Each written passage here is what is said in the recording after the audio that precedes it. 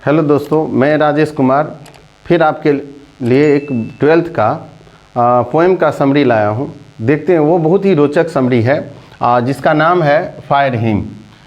Fire him में क्या लिखे हैं, इसके लेखक कौन है यानी पोइट कौन है वो जानते हैं। तो KKN दारूवाला, फायर हिम के जो पोइट हैं उनका क्या नाम है, KKN दारूवाला।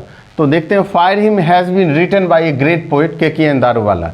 तो फायर का मतलब क्या होता है? फायर मतलब होता है आग, अग्नि, और हिम मतलब होता है गीत। तो जो आग के लिए गीत गाया गया है तो उसको फायर हिम कहा जाता है। तो यहाँ KKN दारूवाला आग का चर्चा करते हैं, जो आग का प्रभाव कितना है, इस संसार में आग क्या कर सकता है। तो इस पोएम के माध्यम से वो जानकारी देने का प्रयास किए, तो उसको हम शॉर्ट में लिखें, वो देखते हैं। तो fire hymn has been written by a great poet, और वो कैसे कवि है, तो बहुत ही महान है। कौन? तो जिनका नाम है KKN दारूवाला। तो fire hymn has been written by a great poet KKN Daruwalla. Fire hymn has been written by a great poet KKN Daruwalla. In this poem, अब इस कविता में वो क्या कहना चाहते हैं? ही टेल्स अस, वो क्या कहते हैं? तो इन this poem he tells us about a burning heart. वो किस चीज़ के बारे में आपको बताना चाहते हैं, हमको बताना चाहते हैं कवि KKN दारूवाला? तो एक बर्निंग घाट के बारे में बताना चाहते हैं। बर्निंग घाट है क्या? तो देखिएगा, बर्निंग घाट जहाँ पर देखिएगा मुर्दों को जलाया जाता है। हिंदू रीति रिवाज के हिसाब से अगर देखा जाए तो कोई आदमी अगर मरता है तो उसे एक निश्चित स्थान, जिसको शमशान कहा जाता है, वहाँ पर उसकी बॉडी को जलाया जाता है। तो उसी घाट के बारे में, उसी चीज़ के बारे में वो जानकारी दे रहे हैं KKN Daruwalla. He tells, in this poem he tells about a burning ghat. The burning ghat is a place where dead bodies are burned. Burning ghat किसको कहते हैं? तो उसको लिख रहे हैं, The burning ghat is a place where dead bodies are burned. जहाँ पर मृत शरीर को, मुर्दों को जलाया जाता है, उसको बर्निंग घाट कहा जाता है। While moving on the bank of the river, एक समय एक ऐसा था जब वो नदी के किनारे टहल रहे थे, घूम रहे थे।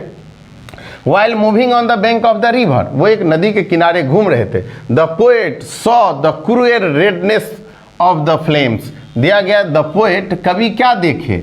कवि देखते हैं cruel redness, मतलब एक लाली, आग का जो लाली होता है ना, वो भी एकदम क्रूएल सब आप जान सकते हैं जो वो क्या भाव रखना चाहते हैं।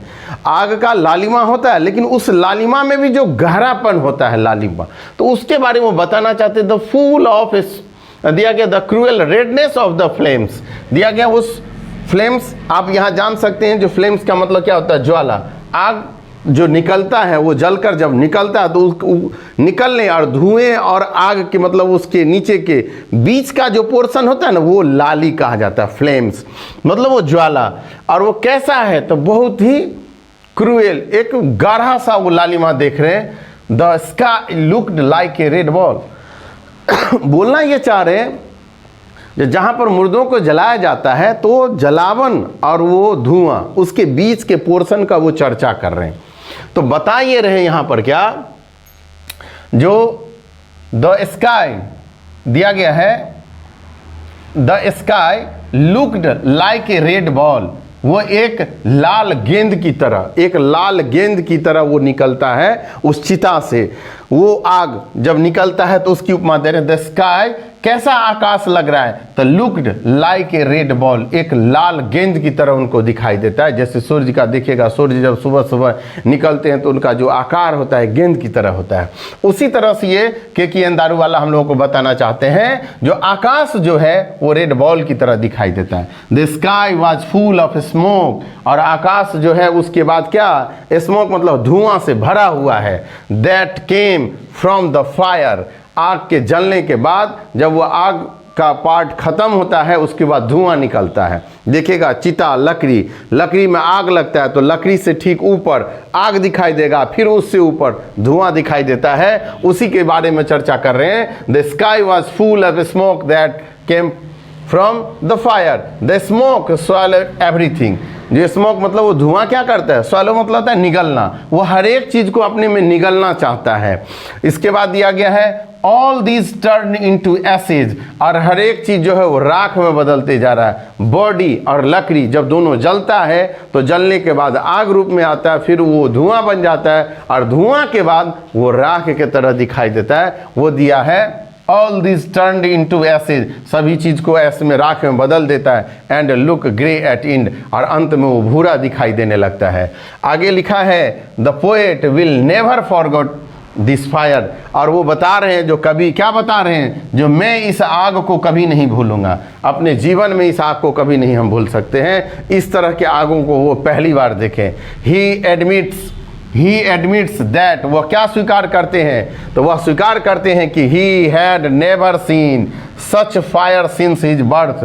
कितना बड़ा उपमा है, देख लीजिए। वो अपने जन्म से लेकर के और जिस समय देख रहे हैं ना, उससे पहले के टाइम तो ऐसा आग कभी नहीं देखे थे।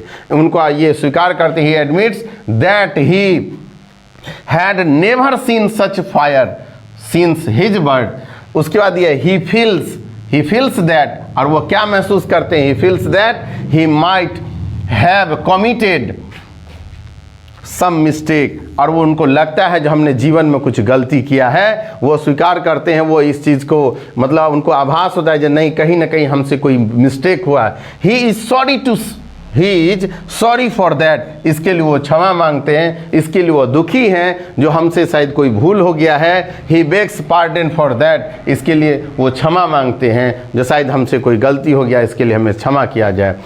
ही सोज हिज हाफ, दिखा रहे हैं जो क्या, वो दिखाते हैं अपने आधे बर्न्ट फिंगर्स, वो अध जली उंगली को दिखाते हैं। उनके हाथ का शायद उनका कोई उंगली जला हुआ है, उस उंगली के बारे में वो दिखाते हैं। He shows his half burnt fingers, उनका कोई उंगली जल गया है, वो आधा जला हुआ है, इसके बारे में वो बताना चाहते हैं। कौन, तो केकीएन दारू वाला। ही एडमिट्स द